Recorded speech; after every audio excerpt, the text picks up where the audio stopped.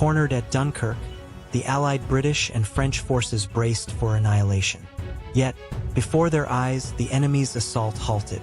Why did the German army abandon such a decisive opportunity? This inexplicable stop order saved approximately 330,000 soldiers, fundamentally altering the course of World War II. Its ultimate cost, however, was Germany's undoing. Beneath this failure, structural causes, relevant even to modern organizations and leadership, were hidden. What were the biases of those in power and the pathologies within the organization? Why did the architect of Blitzkrieg misjudge so critically? Who overlooked what, and why could no one stop it? This video will reveal the full story. Let us delve into the complete unraveling of the Dunkirk Stop Order, where German hubris and an Allied miracle converged. In May 1940, World War II began with Germany's overwhelming offensive. They were sweeping across Europe with a new tactic, the Blitzkrieg. Precision bombing by aircraft combined with high-speed maneuvers by tank divisions. This tactic, overturning all conventional warfare, plunged the Allied forces into chaos. France was on the brink of collapse in a matter of weeks, and the British Expeditionary Force faced isolation on the continent. The German army swiftly overwhelmed Belgium, the Netherlands, and Luxembourg, continuing their advance into France. Their momentum seemed unstoppable.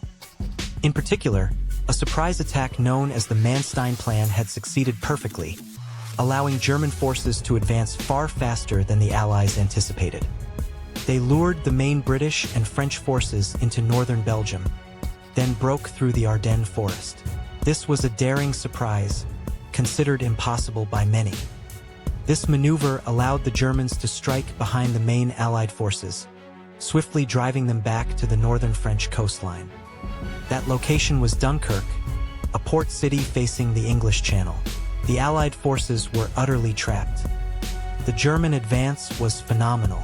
By May 20th, they reached Abbeville, splitting the Allied forces.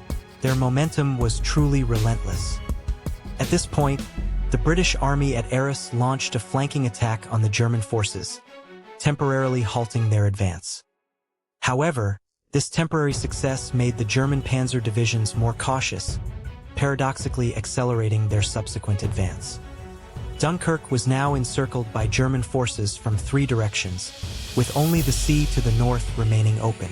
Retreat was the only option left for the Allied forces.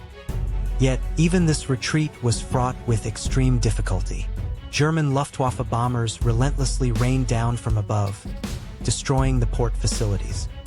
Tens of thousands of soldiers were trapped on the endless beaches, in a desperate situation. Their fate hinged on Germany's final assault. For the German army, this was a golden opportunity, meaning the complete annihilation of the Allied forces.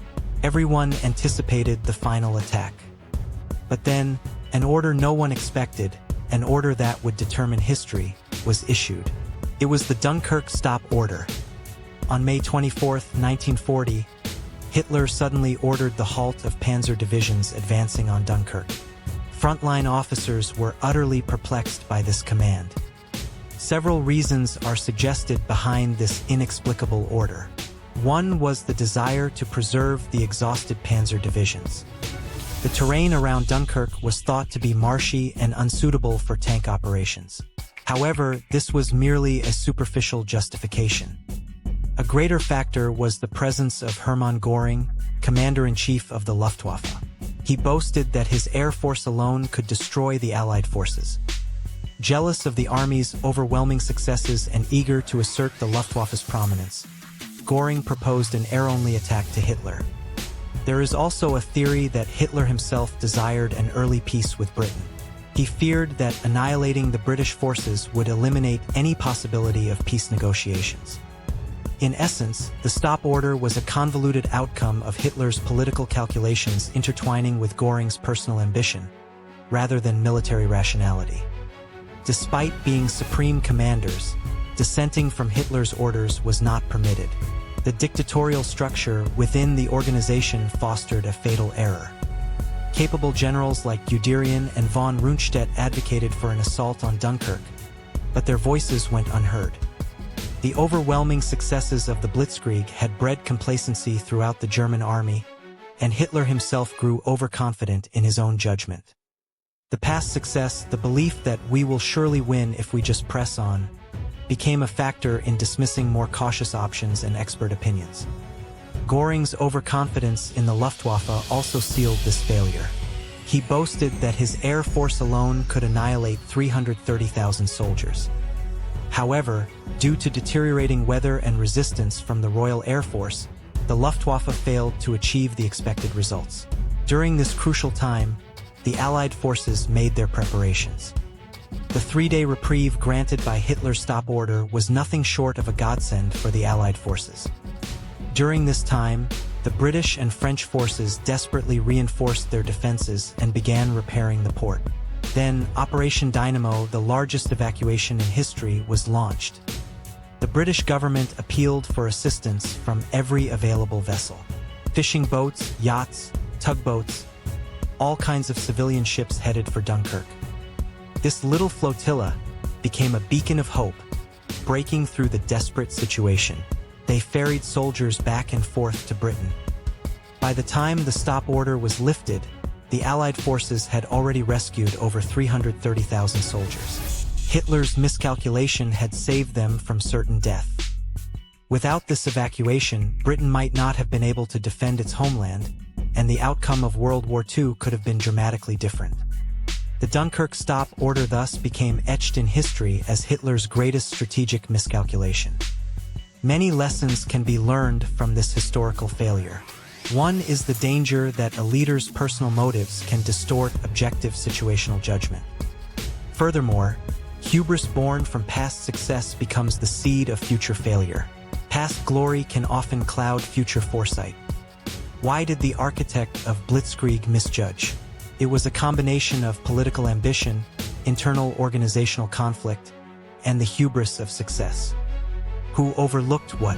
Göring's overconfidence and Hitler's hopes for peace blinded them to the objective military situation. Why couldn't it be stopped? The suppression of dissent under a dictatorial regime, combined with the myth of infallible success, obstructed rational decision-making. The Dunkirk Stop Order was not merely a military operational failure. It stands as a profound lesson on how a leader's flawed judgment can lead to monumental losses. The quality of decision-making in the face of crisis will differ vastly between those who understand this failure and those who do not. The tragedy brought about by a leader's hubris and organizational pathologies reveals universal lessons that echo across time and place. If you found this video insightful, please subscribe and hit the like button. We share a new history of failure every day. この失敗は歴史のほんの1ページ。世界にはまだ語られていない失敗が数多くあります。失敗の歴史をチャンネル登録して次の物語もぜひご覧ください。